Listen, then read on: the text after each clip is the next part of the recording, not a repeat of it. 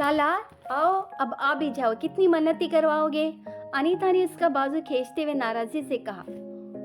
वो अम्मार की शादी में शिरकत के लिए इस्लामाबाद आया हुआ था, 3 दिन की छुट्टी लेकर। हालांकि उसके घर वालों का इसरार था कि वो 1 हफ्ते के लिए आए। शादी की तकरीबात कई दिन पहले शुरू हो चुकी थी। वो इन तकरीबात की अहमियत और नौयत से वाकिफ था, इसलिए घर वालों की इसरार के बावजूद 3 दिन की रुखसत लेकर आया और अब वो अम्मार की मेहंदी के फंक्शन में शिरकत कर रहा था, जो अम्मार और उसके ससुराल वाले मिलकर कर रहे थे। अम्मार और इसरा दोनों के अजीज और अकारब दोस्त मुख्तलिफ फिल्मी वोवरियाब गानों पर रक्स करने में मसरूफ थे। एक तूफानी बदतमीजी था जो वहां पर बरपा था। स्लीवलेस शर्ट्स, खुले गले, जिस्म के साथ चिपके हुए कपड़े, बारीक मलबूसात, सिल्कर शिफॉन की साड़ियाँ, नेट के ब्लाउज। उसकी फैमिली की औरतें भी दूसरी औरतों की तरह इसी तरह के मलबूसात पहने हुए थी। मिक्सड गैदरिंग थी और वो तकरीब शुरू होने पर उस हंगामा से काफ़ी दूर कुछ ऐसे लोगों के पास बैठा हुआ था जो कारपोरेट या बैंकिंग सेक्टर से ताल्लुक़ रखते थे और सिकंदर या उसके अपने भाइयों के शनासा थे। फिर मेहंदी की रस्मात का आगाज़ होने लगा और अनीता उसे स्टेज की तरफ ले गई। इसरा और अम्मार बेतकल्लुफ़ी से स्टेज पर बैठे बातें कर रहे थे। वो पहली बार इसरा से मिल रहा था। अम्मा ने उसका और इसरा का तारुफ करवाया। मेहंदी की रस्मात के बाद उसने वहां से जाने की कोशिश की, मगर कामरान और तैयबा ने उसे जबरदस्ती रोक दिया। भाई की मेहंदी हो रही है और तुम इस तरह वहां कोने में बैठे हो। तैयबा ने उसे डांटा था। तुम्हें यहाँ होना चाहिए। उनके कहने पर वही कामरान और उसकी बीवी के साथ खड़ा हो गया। उसके कजिन ने एक बार फिर दुपट्टा उसके गले में डालने की कोशिश की, जो सब डाले हुए थे। इसने एक बार फिर कदर नागवारी से उसका हाथ झटकते हुए उसे तंबिया की। अगले 3 मिनटों के बाद वहां रक्स शुरू हो चुका था। अम्मार समेत सारी बहन भाई और कजिन्स रक्स कर रहे थे और अनीता ने उसे भी खींचना शुरू कर दिया था। नहीं अनीता, मैं नहीं कर सकता, मुझे नहीं आता। उसने अपना हाथ छिड़ाने की कोशिश करती मुआजरत की, मगर उसकी मुआजरत कबूल करने के बजाय वो और अम्मार उसे खींच कर रक्स करने वाले के हजूम में ले आए थे। कामरान और मुइज की शादी में वो भी ऐसे ही रक्स करता रहा था, मगर अम्मार की मेहंदी पर वो पिछले 7 सालों में इतना लंबा जहनी सफर तय कर चुका था कि वहाँ इस हजूम के दरमियान खाली बाजू खड़े करना भी उसके लिए दुश्वार था। कदरे बेबस मुस्कुराहट के साथ वो इसी तरह हजूम के दरमियान खड़ा रहा। फिर उसने अनीता के कान में कहा, अनीता, मैं डांस भूल चुका हूँ, प्लीज लेट मी गो। बराए मेहरबानी मुझे जाने दो। तुम करना शुरू करो, आ जाएगा। अनीता ने जवाबन उसके कंधे पर हाथ रखते हुए कहा। अब इसरा भी उस हुजूम में शामिल हो चुकी थी। मैं नहीं कर सकता, तुम लोग करो, मैं एंजॉय कर रहा हूँ, मुझे जाने दो। उसने मुस्कुराते हुए निकलने की कोशिश की। इसरा की आमद ने उसे उस कोशिश में कामयाब कर दिया। उरूज हर कौम हर नस्ल का ख्वाब होता है और फिर वो कौमें जिन पर इल्हामी किताबें नाजिल हुई हों, वो तो उरूज का अपना हक समझती हैं। मगर कभी कभी किसी कौम पर अरूज सिर्फ इस बिना पर नहीं आया कि उसे किताब और नबी दे दिया गया। जब तक उस कौम ने अपने आमाल और अफ़ाल से अरूज के लिए अपनी अहलियत साबित नहीं कर दी, वो किसी मर्तबा या किसी मकाम, किसी फजीलत के काबिल नहीं ठहरी। मुसलमान कौम या उम्मत के साथ भी ऐसा हो रहा है। उनका मसला यह है कि उनके आला तिब्का तईश और नफ्स परस्ती का शिकार हैं। ये दोनों चीज़ें वबा की तरह होती हैं, एक दूसरे से तीसरे, और फिर सिलसिला कहीं रुकता नहीं। उसे वहाँ खड़े उन नाश्ती औरतों और मर्दों के हुजूम को देखते बेख्तियार डॉक्टर सब्त की बातें याद आने लगी। मोमिन अय्याश नहीं होता, न तब जब वो रियाया होता है, न तब वो जब हुक्मरान होता है। उसकी जिंदगी किसी जानवर की जिंदगी जैसी नहीं होती। खाना पीना, अपनी नस्ल को आगे बढ़ाना और फना हो जाना, ये किसी जानवर की जिंदगी का अंदाज तो हो सका है, मगर किसी मुसलमान की नहीं। सालार बेख्तियार मुस्कुराया। वो आज फिर जानवरों और हशरातुल अर्ज़ का एक गुरु देख रहा था। उसे खुशी हुई, वो बहुत अरसा पहले उनमें से निकल चुका था। वहाँ हर एक खुशबाश, पुरसुकून और मुतमईन नजर आ रहा था। बुलंद कहीके और चमकदार चेहरे और आँखें।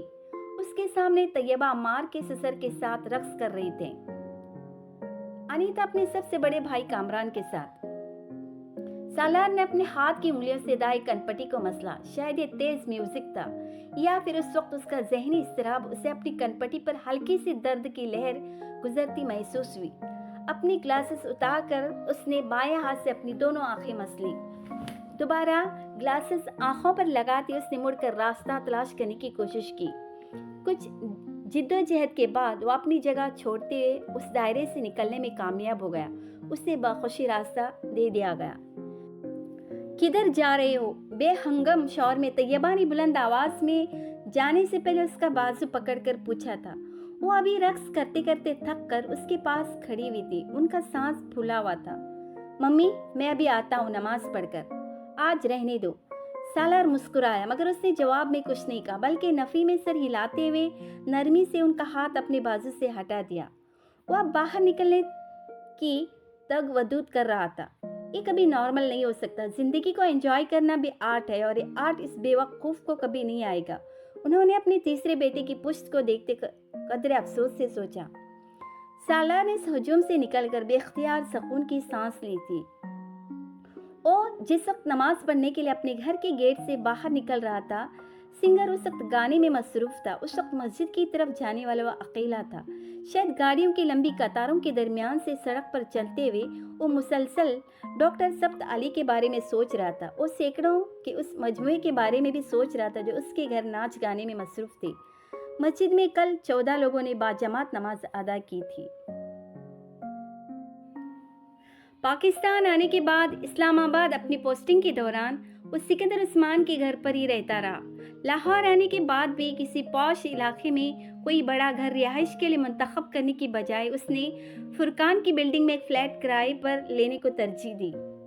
फुरकान के पास फ्लैट लेने की एक वजह अगर ये थी कि वो लाहौर में अपनी अदम मौजूदगी के दौरान फ्लैट के बारे में किसी अदम तहफ़्फ़ुज़ का शिकार नहीं होता था, तो दूसरी वजह ये भी थी कि फ्लैट की बजाय कोई घर लेने पर उसे 2-4 मुलाजिम मुस्तकिल रखने पड़ते, जबकि उसका बहुत कम वक्त फ्लैट पर गुजरता था। फुरकान के साथ आहिस्ता आहिस्ता लाहौर में उसका सोशल सर्कल बहुत वसी होने लगा था। फुरकान बहुत सोशल आदमी था और उसका हल्का अहबाब भी खासा लंबा चौड़ा था।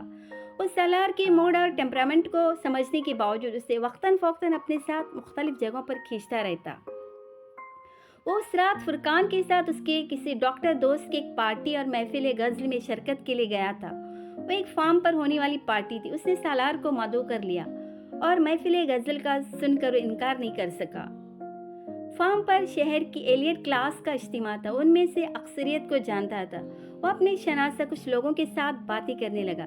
डिनर चल रहा था और इन्हीं बातों के दौरान उसने फुरकान की तलाश में नज़र दौड़ाई थी। वो कहीं नजर नहीं आ रहा था। सालार एक बार फिर खाने में मसरूफ हो गया। खाने के बाद उसे चंद लोगों के साथ फुरकान खड़ा नजर आ गया। वो भी उस तरफ बढ़ आया।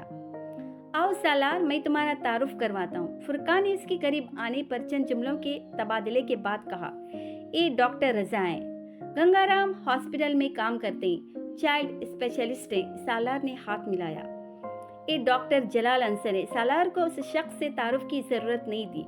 फुरकान अब क्या कह रहा था वो सुन नहीं पाया। उसने जलाल अंसर की तरफ हाथ बढ़ा दिया। दोनों के दरमियान बहुत रस्मी सा मुसाफा हुआ। जलाल अंसर ने भी यकीनन उसे पहचान लिया था। सालार वहाँ एक अच्छी शाम गुजारने आया था, मगर उस वक्त उसे महसूस हुआ कि वो एक और बुरी रात गुजारने आया था। यादों का एक सैलाब था जो एक बार फिर हर बंद तोड़कर उस पर चढ़ाई कर रहा था। वो सब इस तरफ जा रहे थे जहाँ बैठने का इंतजाम किया गया था। उसके साथ अब फुरकान था। जलाल अंसर अब उससे कुछ आगे दूसरे डॉक्टर्स के साथ था। सालार ने सते हुए चेहरे के साथ उसकी पुश्त को देखा। दश्ते तमाही में ए जाने जहाँ लर्जा है तेरी आवाज़ के साए, तेरे होठों के शराब, इकबाल बानो गाना शुरू कर चुकी थी। दश्ते तन्हाई में दूरी के खशो खाशाक तले खुल रहे हैं तेरे पहलू के समन और गुलाब। उसके इर्द गिर्द बैठे लोग अपना सर धुन रहे थे। सालार चंद टेबल्स के फासले पर बैठे हुए उस शख्स को देख रहा था जो अपने साथ बैठे हुए लोगों के साथ खुश गप्पियों में मसरूफ था। उसे जिंदगी में कभी किसी शख्स को देखकर रश्क नहीं आया था। इस दिन पहली बार आ रहा था। आधा घंटा गुजर जाने के बाद उसने फुरकान से कहा, चलें? फुरकान ने चौंक कर उसे देखा। कहाँ? घर। अभी तो प्रोग्राम शुरू हुआ है। तुम्हें बताया तो था रात देर तक ये महफिल चलेगी। हाँ, मगर मैं जाना चाहता हूँ। किसी के साथ भिजवा दो, तुम बाद में आ जाना। फुरकान ने इसके चेहरे को गौर से देखा। तुम क्यों जाना चाहते हो? मुझे एक जरूरी काम याद आ गया। उसने मुस्कुराने की कोशिश की। इकबाल बानो को सुनते हुए कोई दूसरा काम याद आ गया है? फुरकान ने कदरे मलामती अंदाज में कहा। तुम बैठो, मैं चला जाता हूँ, सालार ने जवाब में कुछ कहने के बजाय खड़े होते हुए कहा। अजीब बातें करते हुए, यहाँ से कैसे जाओगे? फार्म इतना दूर है। चलो, अगर इतनी जल्दी है तो चलते। फुरकान भी उठकर खड़ा हो गया। मेजबान से इजाजत लेते हुए दोनों फुरकान की गाड़ी में आ बैठे। अब बताओ, यूं अचानक क्या हुआ है? गाड़ी को फार्म से बाहर लाते फुरकान ने कहा। मेरा वहां ठहरने को दिल नहीं चाह रहा था। क्यों? सालार ने जवाब नहीं दिया। वो बाहर सड़क को देखता रहा। वहां से उठ आने की वजह जलाल है। सालार ने बेख्तियार गर्दन मोड़कर फुरकान को देखा। फुरकान ने गहरा सांस लिया। यानी मेरा अंदाजा ठीक है, तुम जलाल अंसर की वजह से फंक्शन से भाग आए हो। तुम्हें कैसे पता चला? सालार ने हथियार डालने वाले अंदाज में कहा। तुम दोनों बड़े अजीब अंदाज में आपस में मिले थे। जलाल अंसर ने खिलाफ मामूल तुम्हें कोई अहमियत नहीं दी, जबकि तुम्हारे जैसे शोहरत वाले बैंकर के सामने तो उस जैसे आदमी को खुल उठना चाहिए था। वो ताल्लुकात बनाने का कोई मौका ज़ाया नहीं करता। खुद तुम भी मुसलसल उसे देख रहे थे। फुरकान बहुत आराम से कह रहा था। तुम जलाल अंसर को जानते हो? सालार ने गर्दन सीधी कर ली। एक बार फिर सड़क को देख रहा था। इमामा उसी शख्स से शादी करना चाहती थी। बहुत देर बाद उसने मध्यम आवाज में कहा। फुरकान कुछ बोल नहीं सका। उसे तवक्का नहीं थी जलाल और सालार के दरमियान इस तरह की शनासाई होगी, वरना वो शायद ये सवाल कभी न करता। गाड़ी में बहुत देर खामोशी रही। फिर फुरकान ने ही इस खामोशी को तोड़ा। मुझे जानकर मायूसी हुई है कि जलाल जैसे आदमी के साथ शादी करना चाहती थी। ये तो बड़ा खरांट आदमी है। हम लोग उसको कसाई कहते हैं। उसकी वाहिद दिलचस्पी पैसा है। मरीज कैसे ला कर देगा, कहाँ से ला कर देगा, उसे दिलचस्पी नहीं होती। तुम देखना, 8 साल में इसी रफ्तार के साथ पैसा कमाते हो, लाहौर का सबसे अमीर डॉक्टर होगा। फुरकान अब जलाल अंसर के बारे में तबसरा कर रहा था। सालार खामोशी से सुन रहा था। जब फुरकान ने अपनी बात खत्म कर ली तो उसने कहा, इसको किस्मत कहते हैं। तुम्हें इस पर रश्क आ रहा है? फुरकान ने कदरे हैरानी से कहा।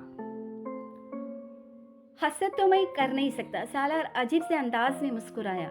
ये जो कुछ तुम मुझे उसके बारे में बता रहे हो, ये सब कुछ मुझे बहुत साल पहले पता था। तभी जब मैं इमामा के सिलसिले में उससे मिला था। एक ऐसा डॉक्टर बनने वाला था, मुझे अंदाज़ा था। मगर आज इस फंक्शन में उसे देखकर मुझे उस पर बेतहाशा रश्क आया। कुछ भी नहीं है उसके पास। मामूली शक्ल और सूरत है, ख़ानदान भी ख़ास नहीं। उस जैसे हज़ारों डॉक्टर्स होते हैं, लालची मादा प्रस्त भी है। मगर किस्मत देखो कि इमामा हाशिम जैसी लड़की उसके इश्क में मुब्तला हुई, उसके पीछे ख्वार होती फिरी। मैं यार, तुम उसे खसाई कह ले, कुछ भी कह ले, सिर्फ हमारी बातों से उसकी किस्मत तो नहीं बदल जाएगी, ना उसकी ना मेरी। उसने बात अधूरी छोड़ दी। फुरकान ने उसके चेहरे को धुआं धुआं होते देखा। कोई ना कोई खूबी तो होगी उसमें कि इमामा हाशिम का किसी ने सिर्फ उसी से मोहब्बत हुई। वो अब अपनी दोनों आंखों को मसल रहा था। मुझे अगर पता होता कि यहाँ तुम जलाल अंसर से मिलोगे तो मैं तुम्हें कभी अपने साथ यहाँ न लाता, फुरकान ने गाड़ी ड्राइव करते हुए कहा। मुझे भी अगर ये पता होता कि मैं यहाँ उसका सामना करूँगा तो मैं भी किसी कीमत पर यहाँ न आता। साला ने विंडो स्क्रीन से नजर आने वाली तारीख सड़क को देखते हुए अफसरदगी से सोचा। कुछ और सफर बेहद खामोशी से तय हुआ। फिर फुरकान ने एक बार फिर उसे मुखातिब किया। तुमने उसे कभी ढूंढने की कोशिश नहीं की? इमामा को ये मुमकिन नहीं है। क्यों? मैं उसे कैसे ढूंढ सकता हूँ? कई साल पहले एक बार मैंने कोशिश की थी, कोई फायदा नहीं हुआ। और अब तो ये और भी मुश्किल है। तुम न्यूज़पेपर्स की मदद ले सकते हो। इश्तिहार दो उसके बारे में, सालार ने कदरी खफगी से कहा। वो तो पता नहीं मिले या न मिले, लेकिन उसके घर वाले मुझ तक जरूर पहुंच जाएंगे। शक तो उनको मुझ पर पहले भी था, और अब फर्ज करो मैं ऐसा कुछ कर भी लूं तो न्यूज़पेपर में क्या इश्तिहार दूं, क्या कहूं? उसने सर झटकते हुए कहा। फिर उसे भूल जाओ, फुरकान ने बड़ी सहूलत से कहा। कोई सांस लेना भूल सकता है? सालार ने तुर्की बतुर्की कहा। सालार, अब बहुत साल गुजर गए, तुम आखिर कितनी देर उस तरह इस लाहासिल इश्क में मुब्तला रहोगे? तुम्हें अपनी जिंदगी को दोबारा प्लान करना चाहिए।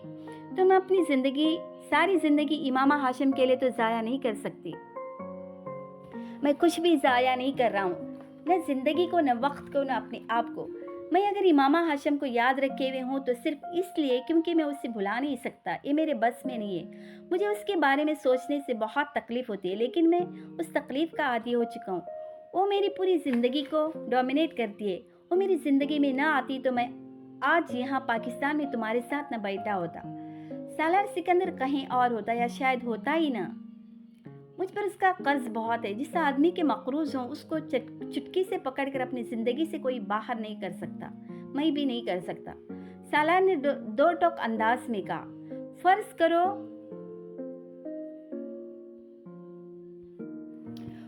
کرو وہ دوبارہ نہ ملے پھر؟ فرقان نے اس کی بات کے جواب میں کہا. اخلاقت گاڑی میں خاموشی چھا گئی. بہت دیر بعد سالار نے کہا. میرے پاس اس سوال کا کوئی جواب نہیں. کسی اور موضوع پر بات کرتے ہیں. اس نے بڑی سہولت سے بات بدل دی تھی. چند سالوں میں فرقان کی طرح اس نے بھی گاؤں میں بہت کام کیا تھا، اور فرقان کی نسبت زیادہ تیز رفتاری سے، کیونکہ فرقان سے برعکس وہ بہت زیادہ اثر و رسوخ رکھتا تھا. اس نے چند سالوں میں اس گاؤں کی حالت بدل کر رکھ دی تھی. صاف پانی، بجلی اور بڑی سڑک تک جاتی پختہ سڑک اس کے پچھلے 2 سالوں کی کارکردگی تھی. تیسرے سال وہاں ڈاک خانہ، محکمہ وزارت کا دفتر اور فون کی سہولت آئی تھی، اور چوتھے سال اس کے اپنے ہائی اسکول میں سہپیر کی کلاسز میں ایک NGO کی مدد سے لڑکیوں کے دستکاری سکھانے کا آغاز کیا گیا. گاؤں کی ڈسپنسری میں ایمبولینس آ گئی. وہاں کچھ اور مشنریز نصب کی گئی. فرقان کی طرح ڈسپنسری بھی اس نے اپنے وسائل سے اسکول کے ساتھ ہی شروع کی تھی، اور اسے مزید بہتر بنانے میں فرقان نے اس کی مدد کی تھی. فرقان کے برعکس اس کی ڈسپنسری میں ڈاکٹر کی عدم دستیابی کا کوئی مسئلہ نہیں تھا. اس کی ڈسپنسری کا باقاعدہ آغاز ہونے سے بھی پہلے ایک ڈاکٹر اس کی کوششوں کی وجہ سے وہاں موجود تھا. اسکول پر ہونے والے تمام اخراجات تقریباً اسی کے تھے، لیکن ڈسپنسری کو قائم کرنے اور اسے چلانے کے لیے ہونے والے اخراجات اس کے کچھ دوست برداشت کر رہے تھے. یونیسیف میں کام کے دوران بنائے کانٹیکٹ اور دوستیاں اب اس کے کام آ رہی تھیں، اور وہ انہیں استعمال کر رہا تھا. وہ یونیسیف اور یونیسکو میں اپنے بہت سے دوستوں کو پاکستان آنے پر وہاں لا چکا تھا. وہ اب وہاں ووکیشنل ٹریننگ کی پلاننگ کرنے میں مصروف تھا. مگر چوتھے سال میں صرف یہی کچھ نہیں ہوا تھا، کچھ اور بھی ہوا تھا. سکندر عثمان اس دن سہپیر کے قریب اسلام آباد آتے ہوئے گاڑی کا ٹائر پنکچر ہونے پر سڑک پر رک گئے تھے. ڈرائیور ٹائر بدلنے لگا اور سڑک کے اطراف نظریں دوڑانے لگے. تب ان کی نظر ایک سائن بورڈ پر پڑی. وہاں لکھے ہوئے گاؤں کے نام نے ان کی توجہ اپنی جانب مبذول کر لی. سالار سکندر کے حوالے سے وہ نام ان کے لیے ناآشنا نہیں تھا. ڈرائیور جب ٹائر بدل کر واپس ڈرائیونگ سیٹ پر آ کر بیٹھا تو سکندر عثمان نے اس سے کہا، اس گاؤں میں چلو. انہیں اچانک ہی تجسس پیدا ہوا تھا اس اسکول کے بارے میں جو سالار سکندر پچھلے کئی سالوں سے وہاں چلا رہا تھا. پکی سڑک پر تیز رفتاری سے گاڑی چلاتے ہوئے 10 منٹ میں وہ گاؤں کے اندر موجود تھے. آبادی شروع ہو چکی تھی. کچھ کچی پکی دکانیں نظر آنے لگی تھی. شاید ایک گاؤں کا کمرشل ایریا تھا. یہاں نیچے اتر کر کسی سے پوچھو کہ سالار سکندر کا اسکول کہاں ہے. سکندر عثمان نے ڈرائیور کو ہدایت دی. اس وقت انہیں یاد آیا تھا کہ اس نے کبھی ان کے سامنے اسکول کا نام نہیں لیا تھا، اور جہاں ان کی گاڑی موجود تھی وہاں آس پاس کسی اسکول کے آثار نظر نہیں آ رہے تھے. گاؤں کے لوگوں کے لیے چند سال پہلے سکندر عثمان کی گاڑی بے حد اشتیاق یا تجسس کا باعث بنتی، مگر پچھلے کچھ سالوں میں سالار اور فرقان کی وجہ سے وہاں وقتاً فوقتاً گاڑیوں کی آمد ہوتی رہتی تھی. یہ پہلے کی طرح ان کے لیے تعجب انگیز نہیں رہی تھی، مگر وہ گاڑی وہاں سے ہمیشہ کی طرح گزر جانے کی بجائے جب وہیں کھڑی ہو گئی تو ایک دم لوگوں میں تجسس پیدا ہوا. سکندر عثمان کی ہدایت پر ڈرائیور نیچے اتر کر پاس کی دکان کی طرف گیا اور وہاں بیٹھے چند لوگوں سے اسکول کے بارے میں پوچھنے لگا. یہاں سالار سکندر صاحب کا کوئی اسکول ہے؟ الگ سلک کے بعد اس نے پوچھا. ہاں جی ہے، یہ اسی سڑک پر آگے دائیں طرف موڑنے پر بڑی سی عمارت. ایک آدمی نے بتایا. آپ ان کے کوئی دوست ہیں؟ اس آدمی نے جواب کے ساتھ سوال بھی کیا. نہیں، میں ان کے والد کے ساتھ آیا ہوں. والد؟ اس آدمی کے منہ سے بے ساختہ نکلا، اور وہاں بیٹھے ہوئے تمام لوگ ایک دم سکندر عثمان کی گاڑی کی طرف دیکھنے لگے. پھر اس آدمی نے اٹھ کر ڈرائیور سے ہاتھ ملایا. سالار صاحب کے والد آئے، بڑی خوش قسمتی کی بات ہے، اس آدمی نے کہا، اور پھر ڈرائیور کے ساتھ گاڑی کی طرف آنے لگا. وہاں بیٹھے ہوئے باقی لوگ بھی کسی معمول کی طرح اس کے پیچھے آئے. سکندر عثمان نے دور سے انہیں ایک گروپ کی شکل میں اپنی طرف آتے دیکھا تو کچھ الجھن کا شکار ہو گئے. ڈرائیور کے پیچھے آنے والے آدمی نے بڑی عقیدت کے ساتھ کھڑکی سے اپنا ہاتھ آگے بڑھائے. سکندر عثمان نے کچھ تذبذب کے عالم میں اس سے ہاتھ ملایا، جبکہ اس آدمی نے بڑے جوش و خروش سے دونوں ہاتھوں کے ساتھ اس سے مصافحہ کیا. اس کے ساتھ آنے والے دوسرے آدمی بھی اب یہی کر رہے تھے. سکندر کچھ الجھن کے انداز میں ان سے ہاتھ ملا رہے تھے. آپ سے مل کر بڑی خوشی ہوئی ہے صاحب. पहले अधेड़ उम्र आदमी ने अकीदत भरे अंदाज में कहा, आपके लिए चाय लाए फिर बोतल। वो आदमी उसी जोश और खरोश से पूछ रहा था। ड्राइवर अब गाड़ी स्टार्ट कर चुका था। नहीं, कोई ज़रूरत नहीं, बस रास्ता ही पूछना था, उन्होंने जल्दी से कहा। ड्राइवर ने गाड़ी आगे बढ़ा दी। वो आदमी और उसके साथ खड़े दूसरे लोग वहीं खड़े गाड़ी को आगे जाती देखते रहे। फिर उस आदमी ने कदरे मायूसी से सर हिलाया। सालार साहब की और बात है। हाँ, सालार साहब की और ही बात है। वो कभी कुछ खाए पिए बगैर यहाँ से इस तरह जाते थे। एक दूसरे आदमी ने तायद की। वो लोग अब वापस कदम बढ़ाने लगे। सालार गांव में मौजूद उन चंद दुकानों के पास से अपनी गाड़ी खड़ी कर दिया करता था और फिर वहां मौजूद लोगों से मिलते उनकी पेश करदा छोटी मोटी चीज़ें खाता पीता वहां से पैदल 10 मिनट में अपने स्कूल चला जाता था। वो लोग मायूस हुए थे। सिकंदर उस्मान ने तो गाड़ी से उतरने तक का तकल्लुफ नहीं किया था। खाना पीना तो दूर की बात थी। गाड़ी मुड़ रही थी और मुड़ते ही ड्राइवर ने मजीद कुछ कहते कहते सिकंदर उस्मान खामोश हो गए। पिछली सीट पर बैठे हुए स्क्रीन के पार नजर आने वाली वसी और अरीज इमारत, उन छोटे कच्चे पक्के मकान और खुले खेतों के दरमियान दूर से भी हैरत में डालने के लिए काफ़ी थी। सिकंदर को अंदाज़ा नहीं था कि वो वहाँ इतना बड़ा स्कूल चला रहा था, मगर उनको दम बखुद उस स्कूल की दूर तक फैली हुई इमारत ने नहीं किया था, बल्कि स्कूल की तरफ जाती हुई सड़क पर लगे उस साइन बोर्ड ने किया, जिस पर तीर के निशान के ऊपर जली हुरूफ में उर्दू तहरीर था, Sikandar Usman high school. Driver गाड़ी स्कूल के सामने रोक चुका था। सिकंदर उस्मान ने गाड़ी से उतरकर उस इमारत के गेट के पार इमारत के माथे पर चमकते हुए अपने नाम को देखा। उनकी आंखों में हल्की सी नमी तैर गई। सालार सिकंदर ने एक बार फिर उन्हें कुछ बोलने के काबिल नहीं रखा था। गेट बंद था, मगर उसके दूसरी तरफ चौकीदार मौजूद था, जो गाड़ी को वहां रुकते देखकर गेट खोल रहा था। ड्राइवर जब तक गाड़ी से उतरा, चौकीदार और बाहर आ गया। साहब शहर से आए, ज़रा स्कूल देखना चाहते हैं, ड्राइवर ने चौकीदार से कहा। सिकंदर उस्मान हनूज उस स्कूल पर लगे अपने नाम को देख रहे थे। सालार साहब के हवाले से आए, चौकीदार ने पूछा। नहीं, ड्राइवर ने बिला तवक्कुफ कहा। वैसे आए। सिकंदर उस्मान ने पहली बार अपनी नज़रें हटाकर ड्राइवर और फिर चौकीदार को देखा। मैं सालार सिकंदर का बाप हूँ, सिकंदर उस्मान ने मुस्तहकम मगर भराई आवाज़ में कहा। ड्राइवर ने हैरानी से उनको देखा। चौकीदार एकदम बौखला गया। आप सिकंदर उस्मान साहब हैं? सिकंदर कुछ कहे बगैर मैकेनिक के अंदाज में गेट की तरफ बढ़ गए। वो शाम को जॉगिंग ट्रैक पर था जब मोबाइल पर सिकंदर उस्मान की कॉल आई। अपनी बेतरतीब सांस पर काबू पाते हुए जॉगिंग करते करते रुक गया और ट्रैक के पास एक बेंच पर बैठ गया। हेलो पापा, अस्सलाम वालेकुम। वालेकुम अस्सलाम। ट्रैक पर हो? उन्होंने उसके फूले हुए सांस से अंदाज़ा लगाया। जी, आप कैसे हैं? मैं ठीक हूँ। मम्मी कैसी है? वो भी ठीक हैं। सालार उनकी तरफ से कुछ मजीद कहने या पूछने का इंतज़ार करता रहा। दूसरी तरफ वो खामोशी थी। फिर चंद लम्हों के बाद वो बोले, मैं आज तुम्हारा स्कूल देख कर आया हूँ। रियली? सालार ने बेसाख्ता कहा। कैसा लगा आपको?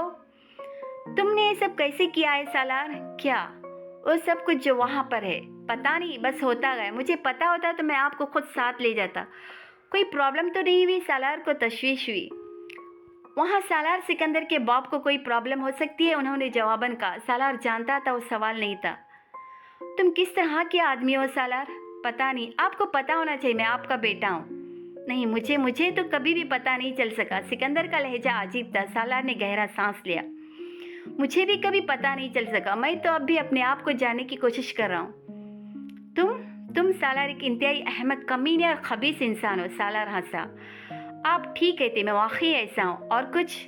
और ये कि मैं बड़ा खुशकिस्मत हूँ कि तुम मेरी औलाद हो। सिकंदर उस्मान की आवाज़ लरज़ रही थी। इस बार चुप होने की बारी सालार की थी। मुझे इस स्कूल के हर माह के अखराजात के बारे में बता देना। मेरी फर्म हर माह उस रकम का चेक तुम्हें भिजवा दिया करेगी। इससे पहले कि सालार कुछ कहता, फ़ोन बंद हो चुका था। सालार ने पार्क में फैले तारीकी में हाथ में पकड़े मोबाइल की रोशन स्क्रीन को देखा। फिर जॉगिंग ट्रैक पर लगी रोशनी में वहाँ दौड़ते लोगों को कुछ दूर वो वहीं बैठा खाली और जहनी के आलम में उन लोगों को देखता रहा। फिर उठकर लंबे लंबे डग भरते हुए ट्रैक पर आ गया। रमशाद से सालार की पहली मुलाकात लाहौर आने के 1 साल बाद हुई थी। वो लंदन स्कूल ऑफ इकोनॉमिक्स की ग्रेजुएट थी और सालार के बैंक में उसकी तैनाती हुई थी। उसके वालिद बहुत अरसे से उस बैंक के कस्टमर्स में से थे और सालार उन्हें ज़ाती तौर पर जानता था। रमशा बहुत खूबसूरत, ज़हीन और खुशमिजाज लड़की थी और उसने वहाँ आने के कुछ अरसे के बाद ही हर एक से खासी बेतकल्लुफ़ी पैदा कर ली थी।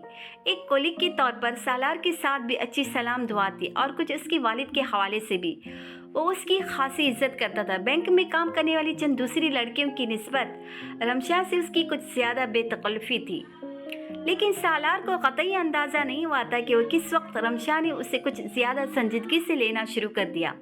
वो सालार का ज़रूरत से ज़्यादा ख्याल रखने लगी थी। वो उसके ऑफिस में भी ज़्यादा आने जाने लगी थी और ऑफिस के बाद भी अक्सर औक़ात उसे कॉल करती रहती।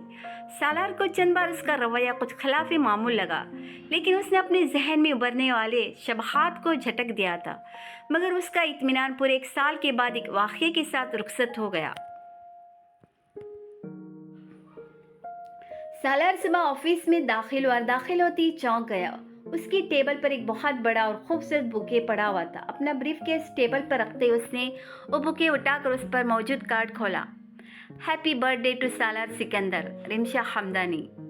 सालार ने भी इख्तियारी गहरा सांस लिया। उसमें कोई शक नहीं था कि आज उसकी सालगिरह थी, मगर रिमशा ये कैसे जानती थी? वो कुछ देर किसी सोच में गुम टेबल के पास खड़ा रहा। फिर उसने बुके टेबल पर एक तरफ रख दिया।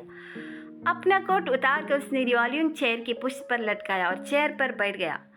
बुके के नीचे टेबल पर भी एक कार्ड पड़ा हुआ था। उसने बैठने के बाद उस कार्ड को खोला। चंद लम्हे तक उसमें लिखी हुई तहरीर पढ़ता रहा। फिर कार्ड बंद करके उसने अपनी दराज में रख दिया।